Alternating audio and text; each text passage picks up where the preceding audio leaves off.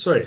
Boa noite a todos. Mais uma vez aí estamos com as aulas sendo gravadas para poder compartilhar para os alunos que estão ausentes hoje, né? Já vimos aí a parte de introdução histórica do que se referia ao CLP, o que o projeto, né, foi concebido. Fizemos um paralelo de tecnologia, o que tinha antes de CLP, falamos sobre controle. Na nossa última aula, falamos sobre os 5 blocos básicos. Quais eram mesmo? Bloco das entradas, lógica de controle, saídas, terminal de programação e fonte. Correto? Já dá para fazer uma avaliação parcial já disso?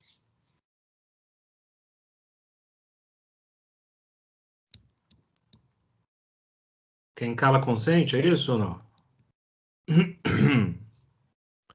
Eu diria que sim, viu, mestre?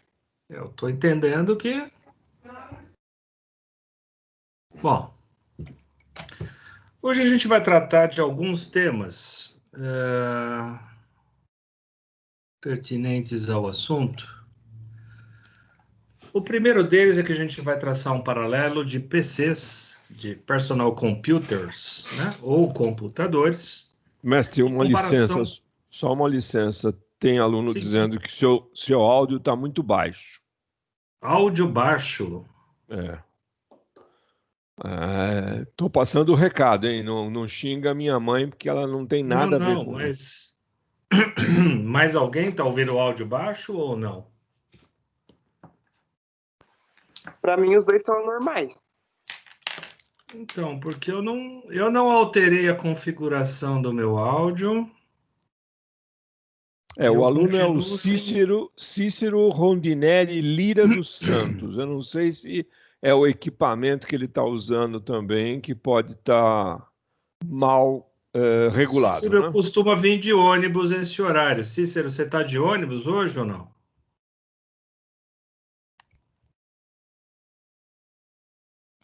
Ou tá de fone? Vê se não tem um ajuste de volume, cara, porque a princípio eu tô de mão atada aqui, eu não tenho muito o que fazer não. Ele disse que está no Tá no aeroporto. aeroporto, ponte aérea. Cara, eu vou tentar falar um pouco mais alto, mas a princípio, se não der, você vai ter que usar a gravação depois que a gente vai deixar para você, tá? Deve ser meu fone, tá tranquilo? Seguimos, vamos lá. Eu espero que o áudio aí na gravação fique bom para você conseguir ouvir depois aí no segundo momento. Desculpe a interrupção aí, tá? Imagina que é isso, a qualquer momento. Pessoal, precisa falar alguma coisa, precisa comentar? Vamos usar o tempo, tá? Não tem problema não. Então tá, a ideia hoje é a gente falar aí, traçar um paralelo de computadores com os CLPs, né? Se o CLP ele é um equipamento que é microprocessado, que tem memória, tem entrada e tem saída, o que difere ele de um computador convencional? Então essa é a primeira parte que a gente vai estar discutindo hoje, tá? Então a gente vai estar fazendo aí uma comparação entre os computadores e os CLPs de mercado. Então, em termos de arquitetura, quando a gente fala de arquitetura, eu estou falando da representação gráfica que a gente apresentou para vocês até agora, ou seja, estamos falando dos blocos, tá? Então, eu tenho um bloco de entrada, bloco de saída, bloco de processamento. Então, em termos de arquitetura, um CLP é praticamente idêntico à arquitetura de um computador. Vamos analisar um pouquinho disso aí.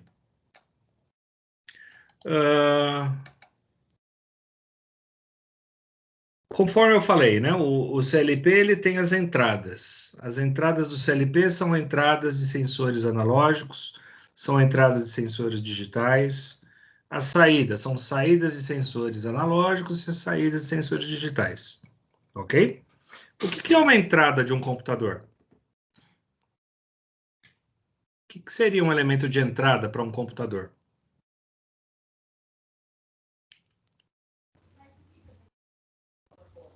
USB, professor? Então, o USB Se eu estiver só lendo o pendrive, eu posso considerar como uma entrada. A questão é que eu também escrevo na USB, né? Por exemplo, uma câmera teclado, via professor. USB. Se eu utilizar uma câmera através da porta USB, eu não estou pegando as imagens da câmera e jogando para dentro do micro. Então aí é uma entrada. Se eu estiver usando uma impressora na USB, eu não estou pegando as informações da máquina e mandando para fora. Então, nesse momento, a USB se comporta como uma saída. Então, vamos simplificar um pouco a coisa. O teclado, obrigatoriamente, ele só manda informação para o processamento, não é isso? O microfone manda informação para o processamento. A tela me manda imagem. A tela é uma saída do micro. Os alto-falantes são uma saída do micro. Então, vamos analisar mais friamente. Então, tá bom. Se os dois têm entradas e saídas, onde é que está a diferença, então, do CLP em comparação com o PC? Tá? Então, esse é o ponto que a gente vai diferir aí, no caso, os principais pontos entre essas duas tecnologias. Tá? A metodologia de programação, né? Alguém aqui programa em C, Pascal, Delphi, Python, alguma linguagem de programação? Já viram?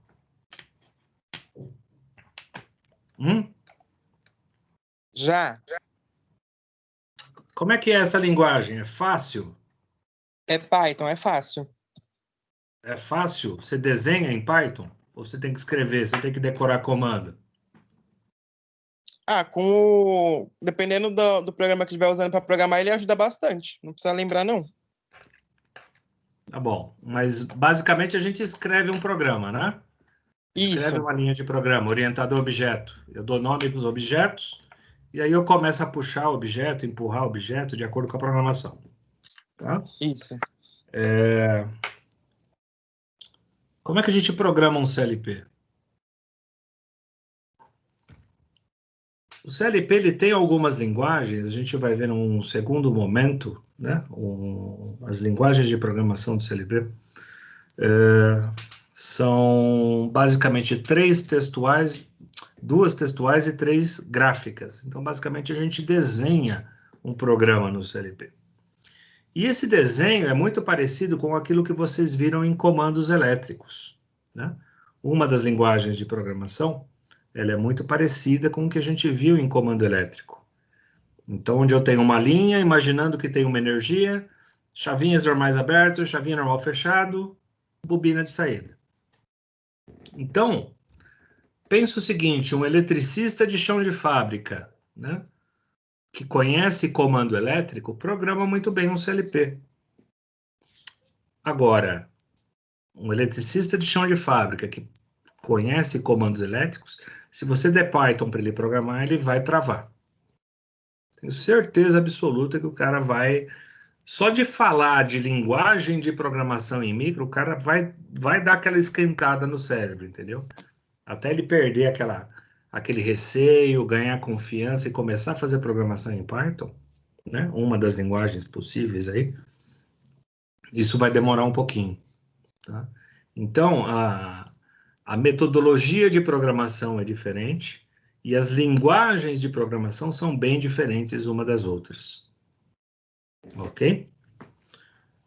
Boa noite, Sávio. Como é que a gente opera, né, esses dois equipamentos? A operação no micro, né? Via teclado, via mouse, via tela, via speaker, né? Estamos aqui conversando através de um computador, basicamente. Ah, mas eu estou no celular. Cara, hoje celular não é mais celular. Um celular, ele é um computador de bolso, né? Se você analisar a quantidade de aplicativos que você tem hoje no smartphone, aquilo é um computador, não é mais um celular. Então, você também tem a sua forma de operar via touchscreen, você também tem o teu ambiente gráfico, você também tem o sistema de áudio para poder estar operando. E um CLP? Como é que é a operação num CLP? Uma vez que eu monto um painel elétrico e eu falo que esse conjunto ele tem que fazer o seguinte, olha, controla essa máquina injetora. Dá para instalar joguinho? Dá para ver foto na hora do almoço no CLP? Não dá, né? Não é um equipamento que você consiga, de forma simples, estar alterando o programa. Não é um equipamento que, de forma simples, você consegue migrar a utilização desse equipamento, né? Veja o quanto o computador é flexível, né? Ele pode estar aqui, eu posso estar trabalhando numa planilha, daqui a pouco eu posso estar num editor de texto, dá 5 minutos eu abro uma reunião aqui, né? Fico até mais tarde porque estava produzindo um relatório para o fechamento de amanhã, atraso para minha aula, mas estou aqui com a aula, com outras pessoas conectadas, ou seja, é um equipamento muito mais versátil. E para que ele tenha essa versatilidade, você precisa ter essa flexibilidade na instalação de pacotes de aplicativos para que essa máquina execute a função dela, né? Ah, saiu uma revisão, você nem sabe se está funcionando ou não, você está instalando e você mesmo começa a fazer o teste. Sai uma atualização no CLP, dá para sair assim, rodando e fazendo o teste? Muitas vezes até dá, mas é prudente, né? Não é prudente você fazer uma instalação assim no meio da planta, no meio da produção. Está com um pico de produção 2 horas da tarde. Ah, deixa eu rodar um testezinho aqui. Pronto, travou tua produção. Perdeu o teu dia. Então, são equipamentos bem distintos quanto à sua operação e, portanto, quanto à sua finalidade também, né? Não dá para tratar os dois equipamentos como se fosse uma coisa só. Mestre, só complementando o seu raciocínio aí, né? Por favor. Além de atualizações, tem o aspecto do antivírus, né? Ou seja, eu não preciso rodar antivírus no CLP, né? Ou seja, essa forma de operar o CLP é distinta bastante nesse aspecto, porque a gente também sabe de alguns problemas causados pelos antivírus no PC, né? Só a título de curiosidade, né? Nós também comercializamos os micros lá na empresa. Uhum. E existe uma versão do Windows específica, onde você adquire essa versão, e esse pacote XY, né? Não vou fazer muita propaganda, não, mas existe um pacote XY que não recebe atualização. Ah, tá vendo? O porquê que ele não recebe atualização? Porque se uma dessas atualizações aí travar a minha operação, a Microsoft está ferrada. Existem sistemas, pessoal, que são desenhados assim no bit e no byte, né? Qualquer 5% adicional de capacidade computacional roubada por alguma parte de operação do sistema operacional é extremamente problemático. Tá? Então, empresas que já têm soluções homologadas, produtos homologados, né? Uma homologação é o seguinte: olha, se você usar essa receitinha de bolo, eu garanto para você que esse processo não vai dar problema. Só que você tem que seguir a receita de bolo. Então, um dos itens dessa receita é exatamente essa: você tem um sistema operacional que não vai receber atualização a cada X dias aí. Porque se ele receber uma atualização, eu já não confio mais. Não é que obrigatoriamente vai dar problema. A questão é, se a Microsoft bota um packzinho ali que reduz a minha capacidade computacional, eu não vou me responsabilizar. E por que essas empresas seguem isso à risca? Normalmente existe por trás de tudo isso um contrato de um seguro bilionário, trilhardário, tá? Porque qualquer problema que der na planta, ele vai acionar esse seguro. E a primeira coisa que a seguradora vai vir fazer é: cadê as certificações de que essa planta não daria problema? Ah, mas eu botei uma versão de Windows aqui, XP pirata. Pronto, acabou. Teu seguro de bilhões de dólares foi por água abaixo, por conta de uma característica que você não respeitou. Tá? Então, esse negócio que o professor Farkas comentou é extremamente importante. E ainda mais nos dias de hoje, onde o CLP está sendo colocado também na rede Ethernet. Né? Se você não tiver uma política de boas práticas, se você não tiver equipamentos para trabalhar especificamente na área industrial, né? Rotinas do tipo time sensitive, que eu vou comentar num outro momento com vocês, você pode travar a tua planta. Não porque o CLP parou, mas a maquininha que você botou o pendrive para ver as fotos lá do Xvideo congestionou tanto a rede que o CLP não consegue conversar com mais ninguém. A banda está ocupada. E isso também pode ser um problema em termos de redes de comunicação. Mas o assunto de redes a gente vai ver lá no quarto módulo. Tenham paciência. Né? No momento oportuno a gente vai falar a respeito disso.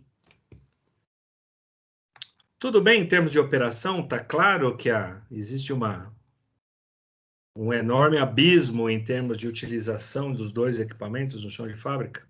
Existe alguma dúvida quanto a isso?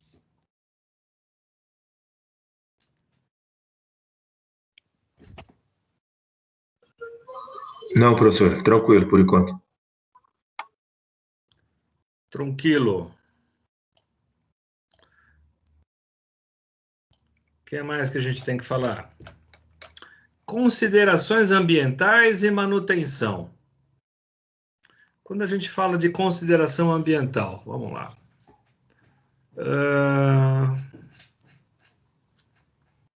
Pelo menos uma vez na vida vocês já viram um computador trabalhar, correto? Vocês já viram quantos ventiladores um computador tem lá dentro? No mínimo, vai ter um ventilador da fonte e um ventilador do processador. No mínimo. Ah, mas ele pode ter uma placa de vídeo XYZ lá para placa gamer, para 3 monitores. Porra, é mais 6 ventiladores que você precisa ali, fora o dissipador. Né? Com transferência de fluido interna. Se para um ventilador desse, na melhor das hipóteses, se a máquina for de boa qualidade, ela vai detectar a sobretemperatura e vai travar o processamento. E aí, quando eu travo o processamento, né, se a minha máquina não está processando, ela tende a resfriar naturalmente. Porque é exatamente o chaveamento, os zeros e uns ali, a velocidade de chaveamento, é que faz com que o processador e outros componentes internos aqueçam. Tá? Vocês já ouviram falar de CLP com ventilador? Não. Por quê? Porque não tem. Porque o hardware foi feito para suportar condições de ambiente drástica, ambiente rústico.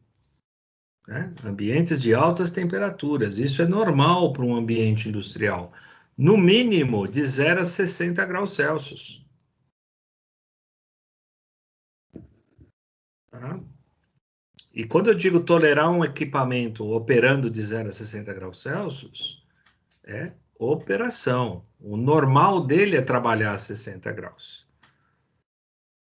Ah, professor, mas tem planta que vai temperaturas superiores. Sim, existe CLP que vai a temperatura superior, a 70, 80 graus. Não só positivo, como negativo. Precisa trabalhar numa estação meteorológica lá no topo do pico, lá do Peru. O equipamento tem que tolerar menos 20, senão ele não vai aguentar. Além dos menos 20 graus, Tem a questão de pressão atmosférica também, que também é um quesito que tem que ser tolerado em ambiente industrial. Tá? Então, quando se fala de considerações ambientais, temperatura, vibração, né? Coloca um computador desses multimarca aí, não vou nem citar nomes para não ser pejorativo a esse ponto, mas coloca um multimarca perto de uma mesa de um motor que está com problema de mancal. Esse mancal vai reverbar no chão, que vai reverbar na mesa, que vai desmontar essa máquina depois de alguns dias de uso. Por quê? Porque a máquina não é feita para isso.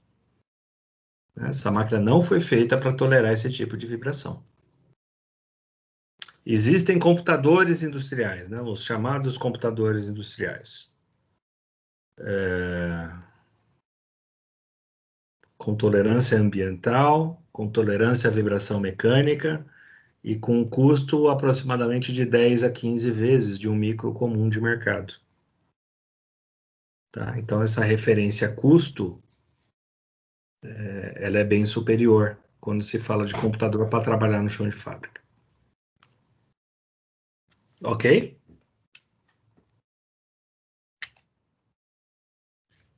Manutenção. O que a gente pode falar de manutenção do CLP? Componentes encaixáveis tipo... Olha a nossa aula 1 aí, ó, sendo colocada à prova. Tipo plugin. O que é tipo plugin? Você conecta, está funcionando. Você desconecta, você remove. Conecta a peça nova, está funcionando de novo. Faço manutenção. Facílima manutenção. Você não gasta 2 minutos para trocar o módulo de entrada ou saída de um CLP. Você gasta mais tempo na parada da planta do que na reposição do módulo. E um PC?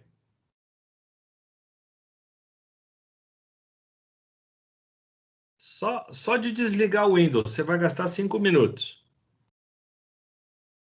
Desligar, né? Não estou falando de hibernar. Você tem que desligar o hardware. Só para desligar, você vai gastar uns 3 minutos aí. Aí você vai ter que tirar a tampa do gabinete, vai ter que soltar os parafusos das placas periféricas, vai ter que tirar os cabos de alimentação, soltar a placa inteira, colocar a placa inteira.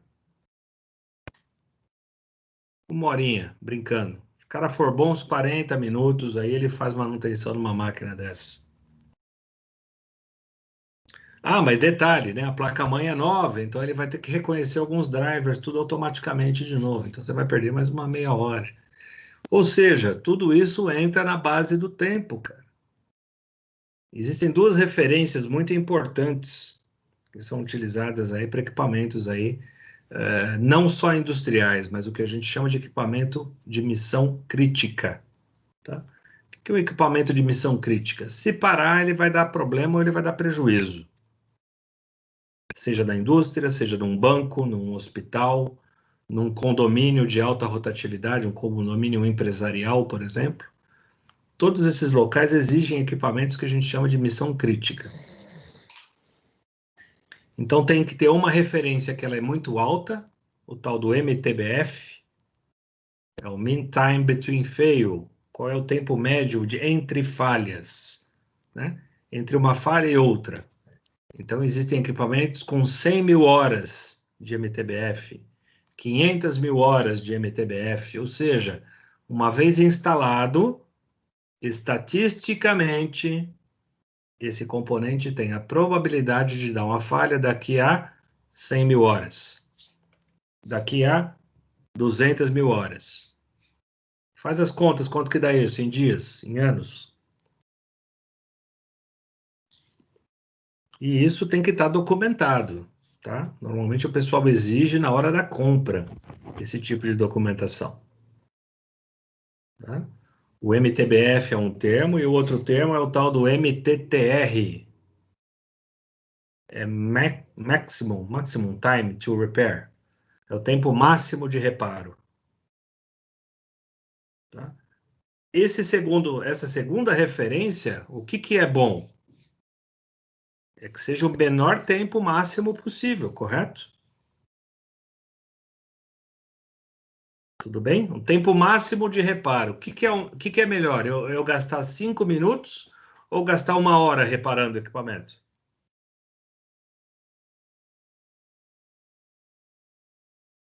Ok? Então, a concepção do projeto, desse produto em específico, ele tem que facilitar ao máximo o reparo desse equipamento em pouquíssimo tempo. Então, um equipamento bom, ele tem um MTBF alto e um MTTR baixo. CLPs, alto MTBF, baixo MTTR. Computadores, médio para baixo MTBF, alto MTTR. Tá claro isso?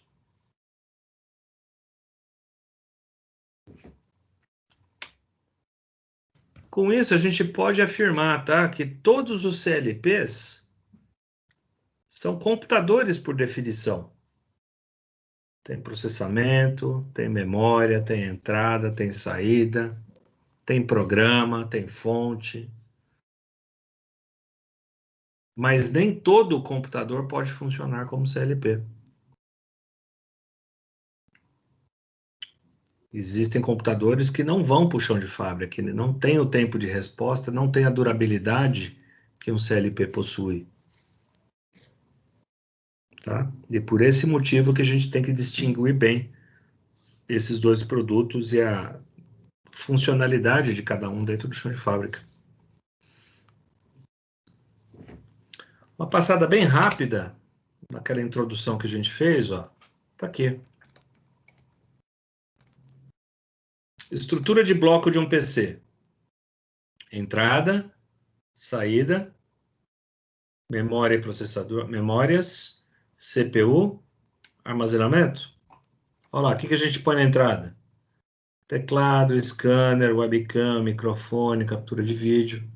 O que eu ponho na saída? Monitor, impressora, caixa de som, indicadores luminosos, etc. Deram uma olhadinha nesse desenho aqui, ó? Ó, temos que manter a propriedade intelectual. Isso daqui veio do Adailton Emerick, automações, blogspot.com.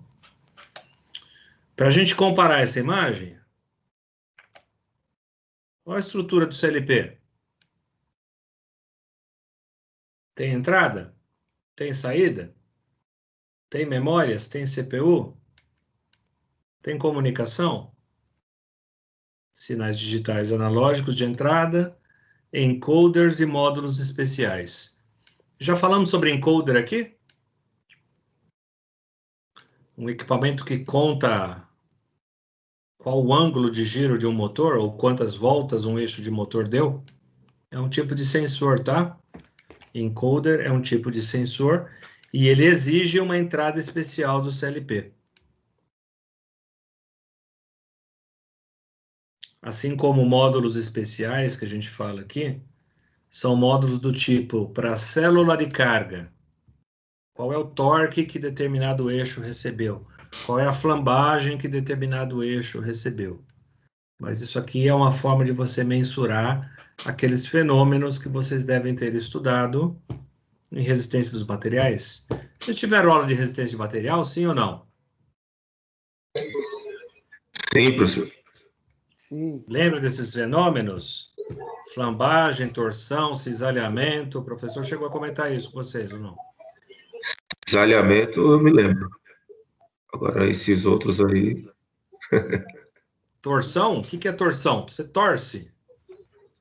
Flambagem, o que é? Você flamba. Vocês viram esses fenômenos? Vocês não lembram. Como é que a gente mensura isso de forma automatizada? Através de uma célula de carga. E como é que eu leio isso? Através de um módulo especial do CLP. Certo? Saídas em sinais digitais, saídas em sinais analógicos. também módulos especiais de saída, né? Saídas tiritorizadas, coisas do tipo. Mas, no grosso modo, pessoal, se você olhar aqui esse miolo, né, a estrutura de um PC é praticamente idêntica do CLP, sim ou não? Sim. Tá tranquilo isso que eu estou querendo trazer para vocês aqui?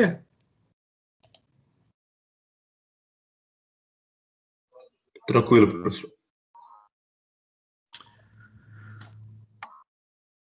Dá para passar umas três aulas falando disso aqui?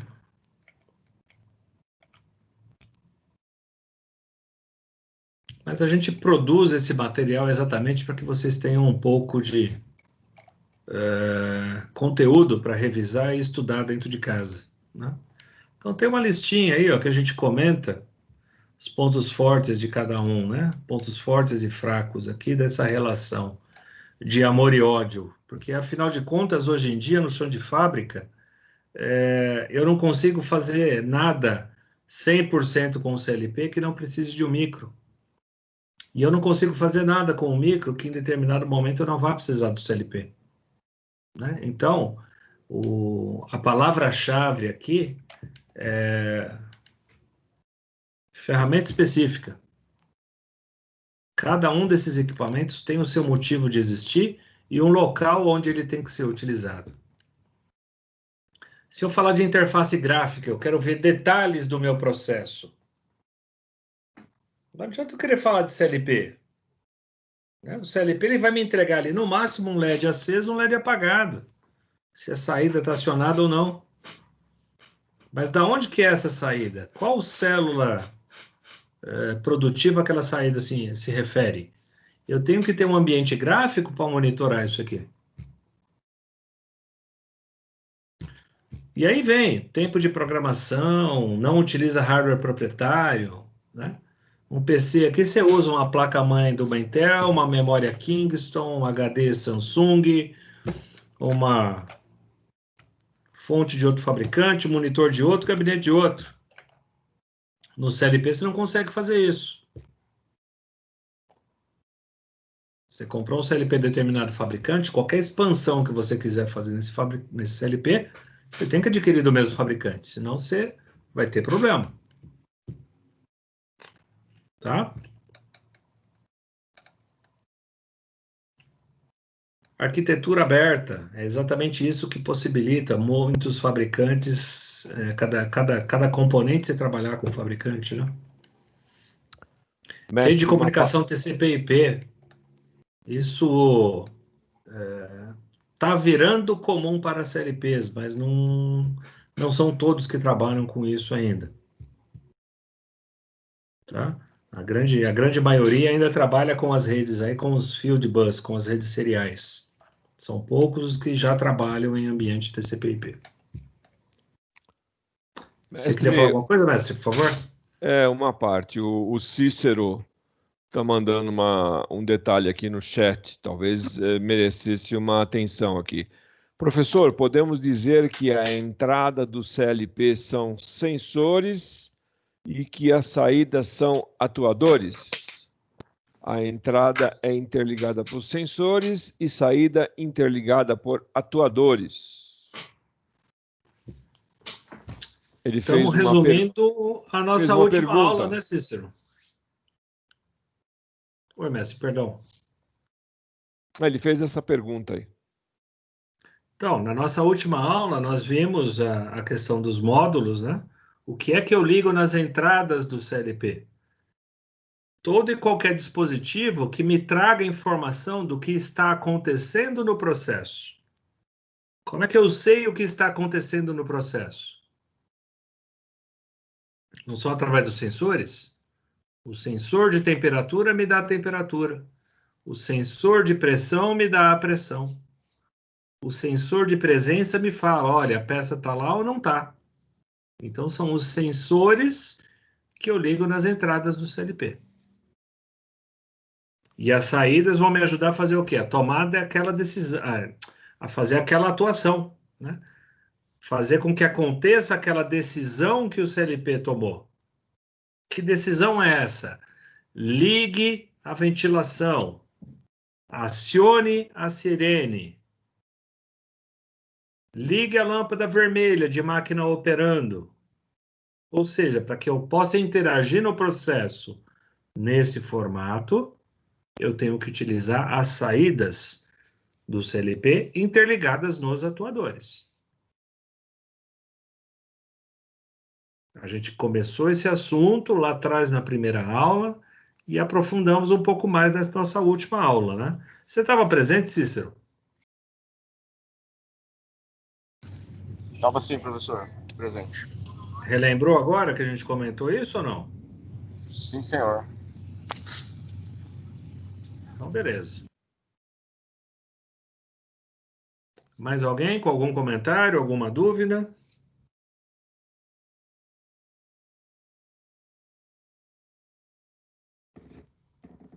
Ok. Uma passada rápida aqui, simulação de programa, a gente faz no micro. Várias linguagens de programação no computador. Comunicação com o supervisório. O que é o supervisório, professor? A gente vai fazer uma aula disso ainda para vocês.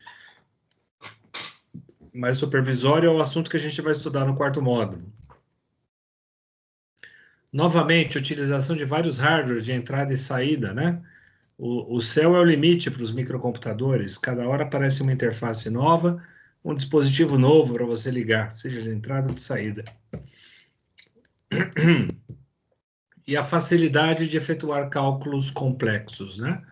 Processadores de 64 bits, 8 núcleos de processamento, são extremamente rápidos, né? Em comparação com os processadores normais de CLP. O CLP já tem a confiabilidade maior do sistema operacional, né? Não tem como você ver a tela azul, tudo bem que ele não tem interface gráfica, né? Mas CLP você não usa o Windows dentro do CLP. O sistema operacional do CLP é do próprio fabricante. E como o fabricante tem o domínio do hardware e tem o domínio do software, a probabilidade de que isso dê problema é muito pequena, praticamente inexistente. A confiabilidade do CLP é muito superior à do microcomputador, exatamente por conta disso, né? Como o fabricante ele detém a tecnologia, ele vai testar de cabo a rabo todas as entradas e todas as saídas e toda a compatibilidade do hardware dele. Ele tem domínio naquilo que ele está fazendo e ele não vai permitir que nenhum outro fabricante coloque um cartão aqui dentro. Já, né, nos computadores existe essa questão da multimarca, né, da arquitetura aberta, que possibilita. Então, ele gera uma possibilidade de combinações do computador que se torna impossível de você homologar 100% das possibilidades existentes aqui de utilização de hardware. Aqui não, aqui eu tenho um ambiente controlado. Tá? Por isso que ele se torna um hardware tão confiável. Velocidade de atualização das entradas e saídas. Como o sistema operacional do CLP ele é dedicado, ele não precisa gastar boa parte do processamento dele do tipo plug and play. Ah, você espetou um negocinho, ele vai lá, busca qual é o driver no sistema e põe para rodar. Isso você gasta muita área de processamento para fazer isso. Tá? E isso torna o teu equipamento mais lento. Já em contrapartida, quando está tudo mapeado pelo próprio fabricante, você tem velocidades absurdas de atualização que a gente vai ver num segundo momento. Onde o microcomputador, por mais complexa que seja a conta que ele consegue fazer, ele não consegue o tempo de resposta do CLP. Eventuais bugs de software, né? Bug de software é coisa normal de você ver em sistema aberto, né? CLPs, existem CLPs rodando há décadas que estão na revisão 3 de sistema operacional, 2, dependendo do hardware que você está utilizando. Ou seja, não é algo que você realmente fica fazendo uma atualização por semana, por mês, tá? Que é o caso dos sistema operacional de computadores em plataforma aberta. Ok? Deem uma olhada depois, se tiverem algum questionamento, vocês nos acionem para a gente tentar clarear de alguma forma. Mais alguma dúvida? Algum comentário? Professor, Diga lá. o CLP, ele tem uma facilidade maior de adquirir vírus do que o PC, no caso? Vírus só se for vírus para o ser humano, porque fica lá e ninguém mexe. Pegar fungo, pegar esse tipo de coisa, aí tudo bem, né? Porque depois que você instalou ele no armário, cara, você só vai mexer nisso aí se cair um raio na planta e queimar o equipamento. Ele não para, tá? Tem história aí de CLP rodando 15, 20 anos em produção aí, sem manutenção. Então, é muito difícil esse equipamento pegar vírus. Existe uma lenda urbana aí que uma vez derrubaram os CLPs da Siemens. Ixi, eu falei marca. E estou sendo gravado. Existe uma lenda aí que derrubaram uma vez alguns CLPs de um fabricante alemão.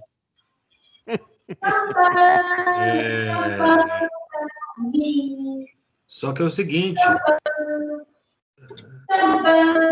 o formato como essa história veio, parece que talvez tenha até informação do próprio fabricante. Mas a gente conversa em off depois a respeito desse assunto. Tá? Historicamente, eu nunca vi nenhum CLP com vírus. Ponto. O professor Parques acredito que também nunca viu isso. Não, nunca vi, não.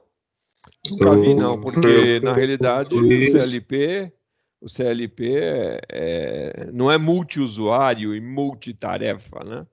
Ou seja, não dá para colocar um Word, colocar um videogamezinho lá, fazer um WhatsApp, não dá para fazer nada disso no CLP. Ele é um equipamento dedicado.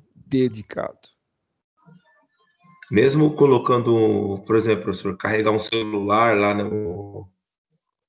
Né, da tela lá. Carregar o celular só se for no colo.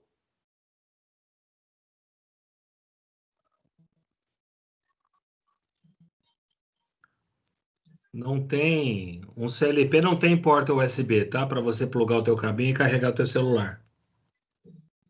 Não aceita. Tem alguns modelos mais novos que aceitam programação via USB, mas existe uma subrrotina que diz o seguinte, olha, se a primeira palavra da conversa não for, sei lá, por favor, ele nem Então, professor, ignora que tem um dispositivo. Desculpa, Denis, deu uma pipocada na tua conversa aí. Deu uma cortadinha. Pode falar. Eu falo isso, professor, porque lá na empresa tem o CLP lá, né? E tem o computador onde você comanda ele lá. E tem a entradinha de USB lá. Aí eu fiquei meio que na dúvida. Tá. O equipamento que comanda ele, que você está chamando aí de computador, deve ser uma IHM, uma interface homem-máquina. Isso mesmo, A é IHM tem a USB. Isso. A IHM aceita vírus. Ah, entendi. Não. Ah, O que tá. você pode fazer, de repente, você trava a IHM, tá? Mas o CLP não entra nessa. A única questão é o CLP, como ele não consegue pegar um parâmetro na IHM, você pode até parar o processo. Mas por quê? Porque a IHM não está mandando a informação para o CLP. Não que entendi. o CLP tenha pego o vírus. É diferente. No meu entendimento, eu estava achando que a IHM, no caso, estava interligada ao CLP. Então, são coisas diferentes. Não, a IHM está interligada ao CLP. Ponto. Existe a troca de comunicação o tempo todo. Ok? Só que a IHM, ela tem software aberto. Por ter o software aberto, ela é sujeita a pegar vírus, sim. O CLP tem um software fechado. Tá? Você não consegue instalar um executável no CLP. E por não conseguir instalar algumas coisas essenciais para o funcionamento do vírus, o CLP não pega vírus. Entendi. O que é um vírus, na verdade? É um microprograma que ele vai ou criar tanta sujeira que vai congestionar o seu espaço de armazenamento, o teu processamento, ou ele vai começar a apagar as coisas existentes dentro da tua máquina. São as duas funções do vírus. Só que para ele funcionar, ele tem que ser executado, ele tem que rodar dentro da IHM. Como um Entendi. CLP ele só roda aquilo que ele foi programado para fazer, não tem como o CLP aceitar um arquivo desse. Eu falo isso, professor, porque esses dias atrás aí meu celular estava com a bateria, aí eu fui carregar ele na IHM lá. Aí um amigo meu falou, não, Denis, não coloca aí não, porque pode adquirir algum vírus, alguma coisa. Aí eu fiquei pensando, né? Eu falei, mas como, né? A Aí IHM, agora, sim. A IHM aí pode agora parar a operação, mas o CLP não. entendi agora. Você Tá. pode parar o CLP de forma indireta, mas não direta. Entendi. Ok? Beleza, obrigado, professor. Mais alguém? Alguma dúvida?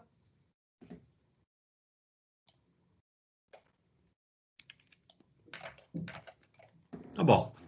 O Cícero mandou um recado aí de que o avião dele está decolando e ele assiste depois numa outra oportunidade. Já desejei para ele boa viagem. E assim seja. Vamos lá, pessoal. Automação de um equipamento.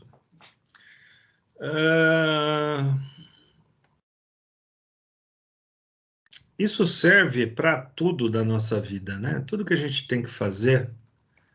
É sempre bom a gente ter uma palavrinha mágica, né, para ser executado, né? Um tal de planejamento.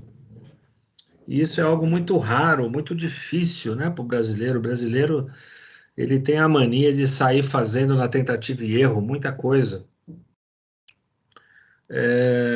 E essa tentativa e erro, muitas vezes você acaba ou desperdiçando tempo, ou desperdiçando dinheiro, equipamento, por falta desse tal do planejamento, né? Quando as coisas são planejadas, são desenhadas para que sejam executadas num determinado formato, você pode até investir um tempo maior, né, nessa primeira etapa do projeto, que na verdade torna-se aí o planejamento em si. Mas você acaba ganhando nas outras etapas e tirando o atraso nessa brincadeira, né? O brasileiro ele é muito indisciplinado quanto a planejar ações nesse sentido. Então, a gente tem um fluxo aqui que eu gostaria de estar apresentando a vocês, que resume bem as etapas aí de um sistema de automação de um equipamento, né? Quais são os primeiros passos que a gente tem que fazer, meio e fim, né? E isso serve não só para automação de equipamento normal. Daqui a pouco vocês vão estar fazendo o TCC, e grande problema dos TCCs aí que vocês têm é exatamente essa, né? A falta de planejamento, você não prevê que determinados tempos ou determinadas etapas terão que ser concluídas e acabam se enroscando, tá? Mas o resumo é isso daqui, ó, do início, né? Primeira coisa que eu tenho que definir nesse meu projeto de automação, tá?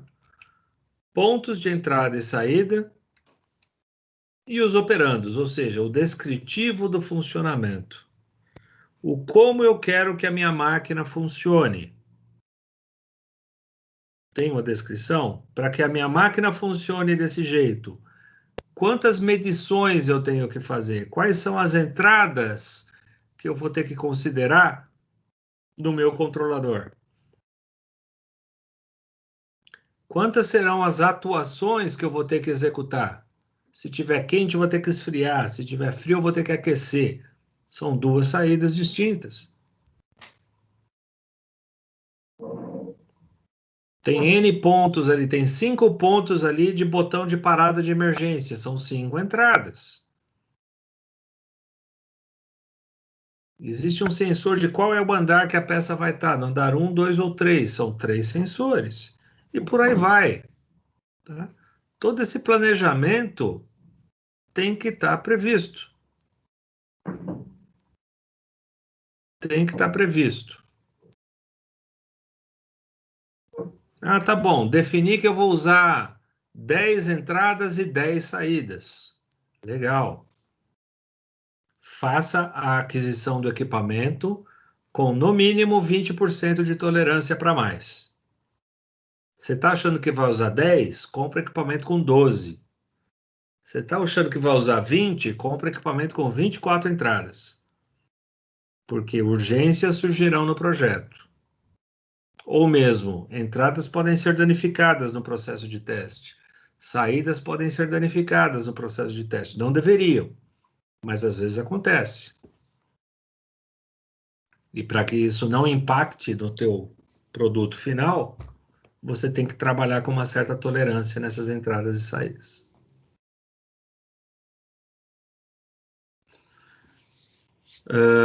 Os operandos do descritivo de funcionamento tem que estar muito claro também.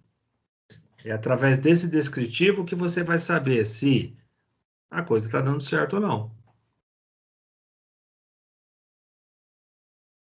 Tá? É através desse descritivo que você vai analisar o fluxo de funcionamento do teu processo.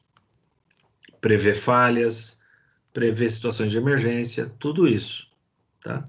Em cima dos operandos. Definir esses 2 pontos? Ótimo. Elaboração do programa, que fará o controle do equipamento.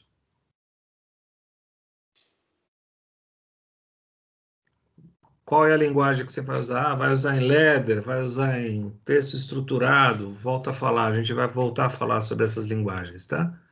Existem formas aí de você elaborar essa programação.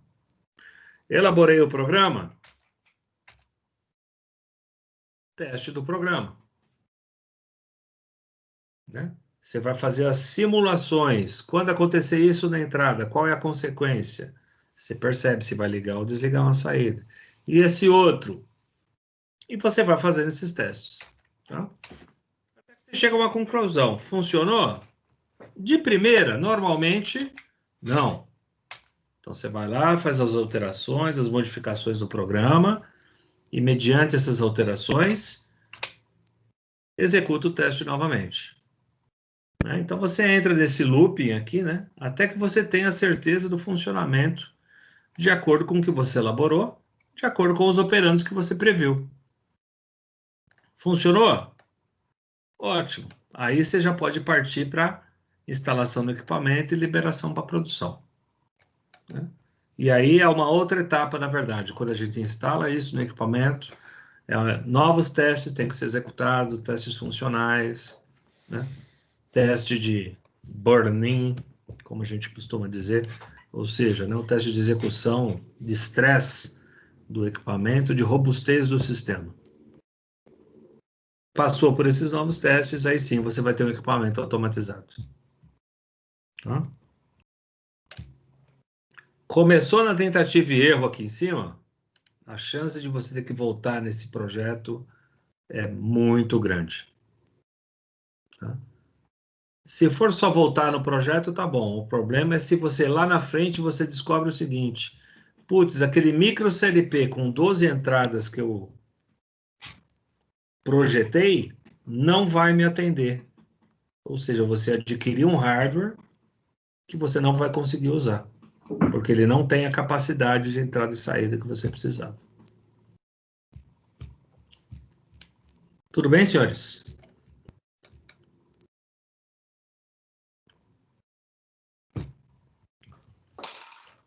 Sistemas de memória.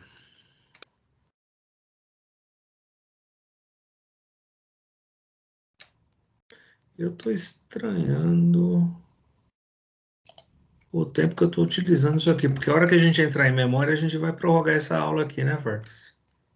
Vai, 8h13 já? vai. Putz, eu atrasei vai. muito hoje, então, hein? Não é esse a minha dedução, não. Você não Que essa, atrasou, você está porque eu lembro que a hora que a explicando gente entra nisso aqui, magistralmente. a É hora que a gente diferente. entra nisso aqui, o negócio pesa. Pesa, E são pesa. 8h13, eu acho que a gente Isso, pode fazer a revisão, né? E falar dos isso módulos amanhã.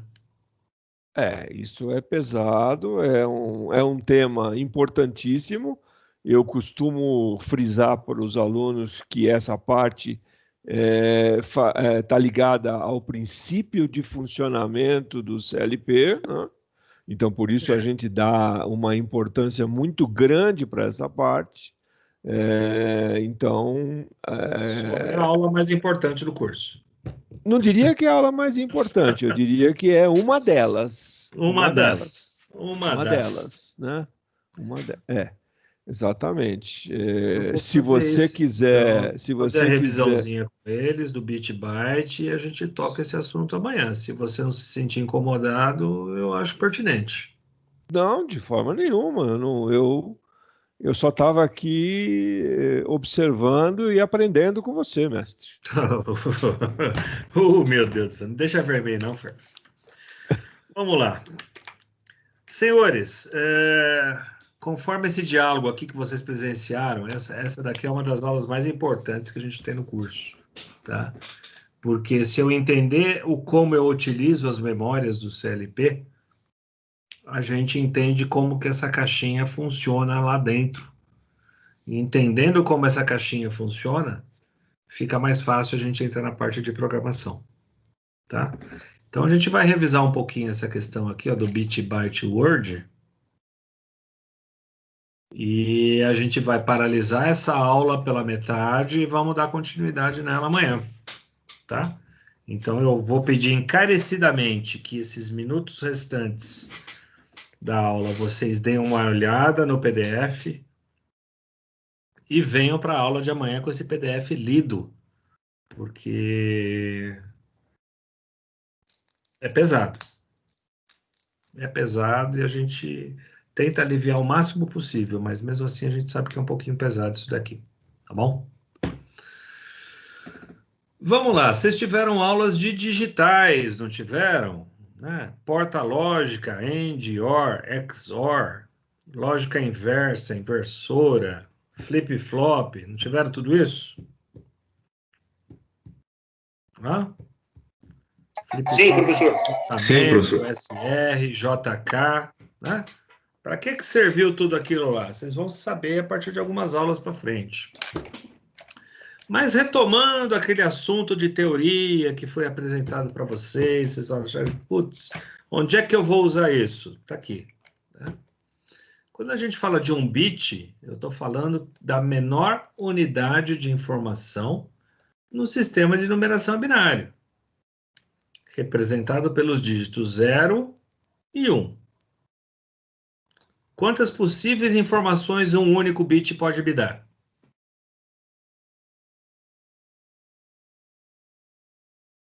Quantas possíveis informações um único bit pode me entregar? Duas. Mas eu só tenho um bit, professor? Sim. Um único bit. Ele pode te entregar 0 ou ele pode te entregar 1. Esse 0 e 1 você pode usar de várias formas. Verdadeiro, falso, ligado, desligado, presente, ausente, alto, baixo. Você escolhe. Ok? Um único bit, uma única unidade de informação binária pode me entregar 2 estados distintos. Tá claro isso?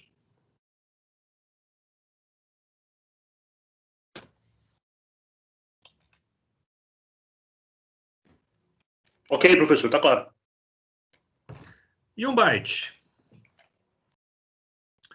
Um byte representa uma sequência de dígitos binários que compõem uma informação. E uma word? Um conjunto de 2 bytes que compõem Uma informação. Um byte tem quantos bits na mecânica tradicional aí das digitais que a gente trabalha?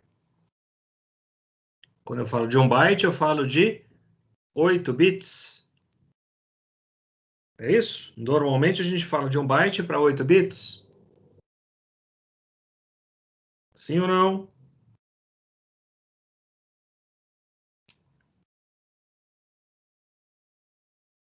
Cri, cri. Cri, cri.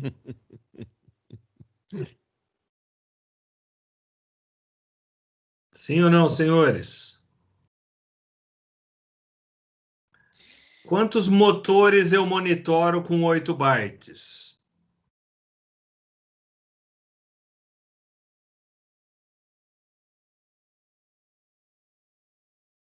Vou formular melhor. Quantos motores ligado ou desligado eu monitoro com 8 bytes? 8? 8 motores. Se eu tenho 8 bytes, eu cuido com um motor a cada byte. Cada byte vai estar em 0 ou vai estar em 1. Quando estiver em 0, esse byte me fala o seguinte, motor desligado. Quando esse byte estiver em 1, ele me fala, olha, motor ligado. Se eu tenho 8, eu posso trabalhar com 8 simultâneo.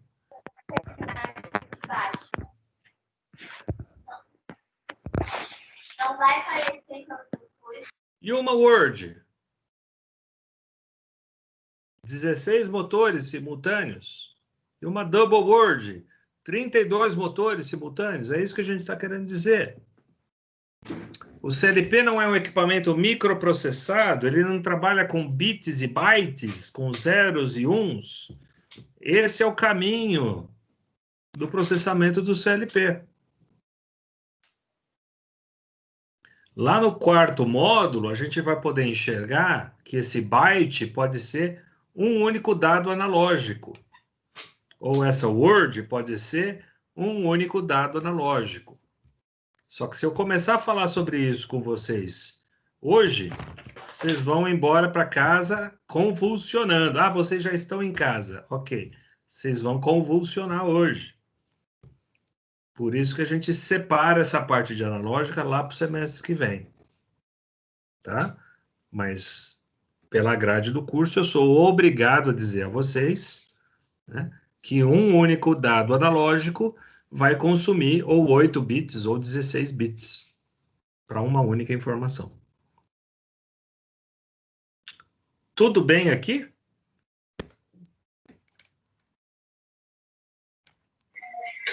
Tudo bem, professor.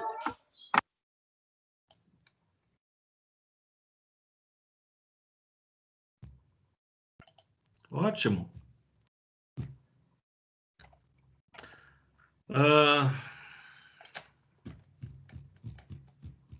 Já ouviram falar de RAM, ROM, EPROM e Flash EPROM?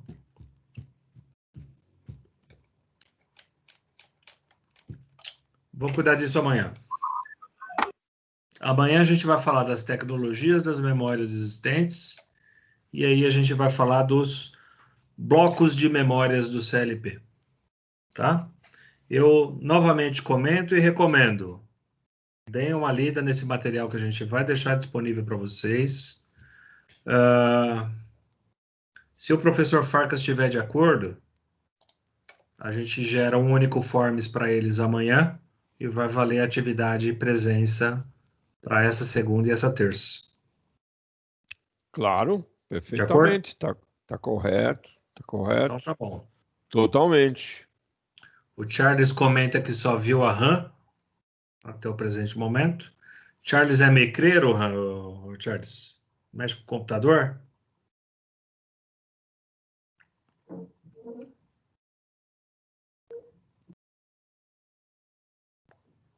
Não, mas já ouviu falar. Tá bom, já é um começo.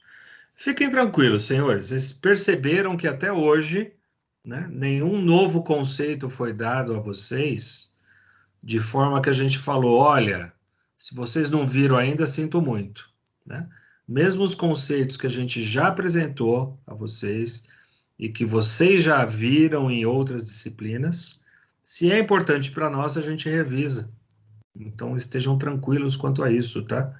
A gente sempre vai estar revisando esses conteúdos, quando pertinente, mesmo que vocês já tenham tido essa matéria. Tá? Então, fica a dica aí para ficar tranquilo quanto a isso. Mais alguma dúvida, alguma observação? Se não, eu estou encerrando a gravação da aula e aí a gente faz o fechamento final aqui no momento. Boa noite, é Rodrigo, meu nome.